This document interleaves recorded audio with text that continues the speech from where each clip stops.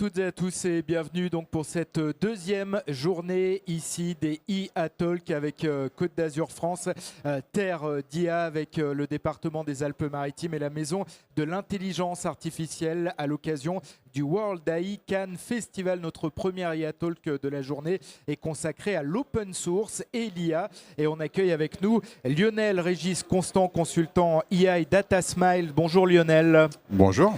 Annabelle Gérard est avec nous, Generative AI Product Manager and Lead chez un très grand constructeur automobile. Bonjour Annabelle. Bonjour. Alors présentez-vous tout d'abord. Lionel, quel est votre métier? Pourquoi est-ce que vous êtes spécifiquement aujourd'hui sur cette thématique de l'open source et de l'IA? Bien moi, donc, je suis responsable de la division IA générative au groupe Smile, qui est un des leaders européens de l'intégration de solutions open source. Et si je suis là, donc c'est pour parler d'un sujet qui me tient particulièrement à cœur, qui est l'IA, particulièrement l'IA générative et les modèles open source. Même question pour vous, Annabelle. Alors, je travaille pour un très grand compte automobile, constructeur automobile, pour lequel la Generative AI est un enjeu majeur pour délivrer de la valeur. Booster la productivité des employés et voilà comment faire un levier de cette nouvelle technologie pour transformer toute une entreprise. Alors quelle est la place actuelle de l'open source justement dans l'IA générative? Alors comme je dis, c'est un enjeu majeur pour déjà déployer ce type de projet à l'échelle puisque justement ces nouvelles technologies on parle beaucoup d'OpenAI, c'est ce qui a été la tendance en 2023. Mais on se rend compte très rapidement que pour des projets à l'échelle, avec de nombreuses requêtes par minute, peuvent très vite coûter. Et à côté de ça, la communauté open source qui est très active également, qui propose des modèles très performants avec des coûts moindres, mais permettent justement d'augmenter le ROI justement de projets comme un très grand au sein d'un constructeur industriel. Lionel? Oui, en fait, au tout début, je pense qu'en fait que l'IA générative, pour la plupart des gens, IA générative égale OpenAI égale ChatGPT. Je pense que c'était un peu le biais du premier arrivé sur le marché. Et puis, c'est vrai que hoster des modèles open source, c'était quelque chose qui pouvait être assez compliqué, qui demandait énormément de ressources. Et en fait, on voit au fur et à mesure de plus en plus une meilleure efficience en fait de ces modèles. Et je dois dire que voilà, ça devient de plus en plus intéressant de pouvoir non seulement intégrer des modèles open source parce qu'ils deviennent plus efficaces, mais aussi parce qu'ils peuvent répondre à une certaine demande aussi de souveraineté, de pouvoir contrôler les choses d'une manière un peu plus précise. Et c'est ce en quoi en fait ils deviennent de plus en plus intéressants. Alors ils sont de plus en plus efficaces. Est-ce qu'ils sont fiables toutefois, notamment les moteurs? Pour la partie fiabilité, en fait, le problème des réseaux de langage, en fait, c'est qu'il n'y a pas vraiment de benchmark qui est vraiment extrêmement fiable. On peut vérifier la pertinence d'un modèle, est-ce qu'il donne une information qui est fausse, du type hallucination, qui sont assez bien connues, ou est-ce que c'est des choses qui sont vraies. Mais lorsqu'on parle d'analyse sémantique, en fait, pour un être humain, des mots peuvent avoir des sens différents. Et dans ce sens-là, en fait, il n'y a pas vraiment de vérité absolue. C'est pas comme dans l'algorithmique classique où on mettait quelque chose en entrée et on attendait quelque chose en sortie. Là, il y a vraiment une dimension en fait qui rend les choses un petit peu subjectives et plus difficiles à mesurer. Annabelle, votre point de vue sur la fiabilité? Alors tout d'abord, la partie validation des applications IA sont cruciales. La validation métier, la validation, le type de résultat qu'on peut avoir, ce n'est pas magique. Et justement, il faut toujours avoir un œil, une validation à partir des résultats qu'on peut avoir.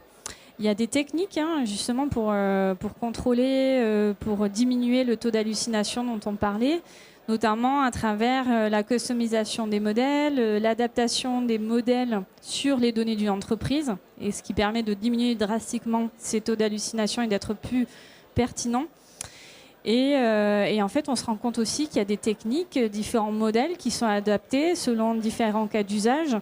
Et je crois énormément justement aussi à la verticalisation des modèles par spécialisation métier. Voilà, moi, dans mon cadre actuel, il y a des domaines sur de l'engineering, du manufacturing, de sales and marketing. Et donc, on voit qu'il y a des spécificités, des données. Et donc, toujours pareil, tout part de la donnée. Et donc, au maximum, on sera au plus juste de la data. Au maximum, on sera en mesure de customiser les modèles. Et au plus, on sera juste. Et au mieux, on validera le contenu. Quelles sont les tendances du marché de l'IA open source? Donc, la customisation, en quelque sorte, c'est une tendance?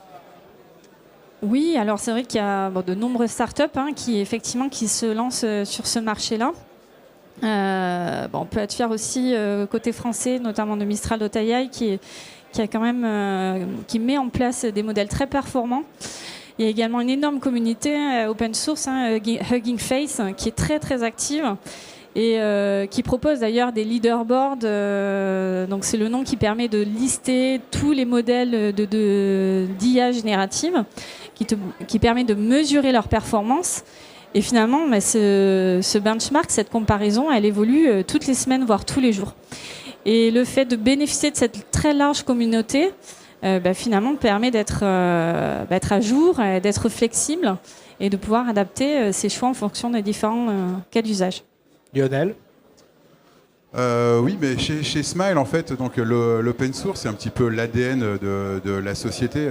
L'open source, finalement, c'est pas si différent des solutions propriétaires. Il y a des solutions qui marchent, et des solutions qui marchent moins bien. Et les solutions qui marchent, c'est-à-dire celles qui sont plébiscitées par les utilisateurs, elles bénéficient d'une communauté, donc elles bénéficient de plus d'utilisateurs, plus de développeurs, plus d'intelligence.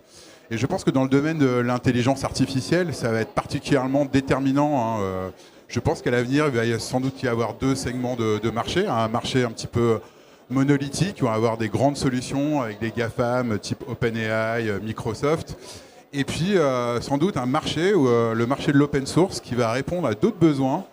Il y a un besoin également de souveraineté qui est aussi de plus important. Et Annabelle a parlé de Mistral AI, par exemple, qui sont un petit peu l'un des fers de lance de l'open source et des notions de souveraineté au niveau de l'IA.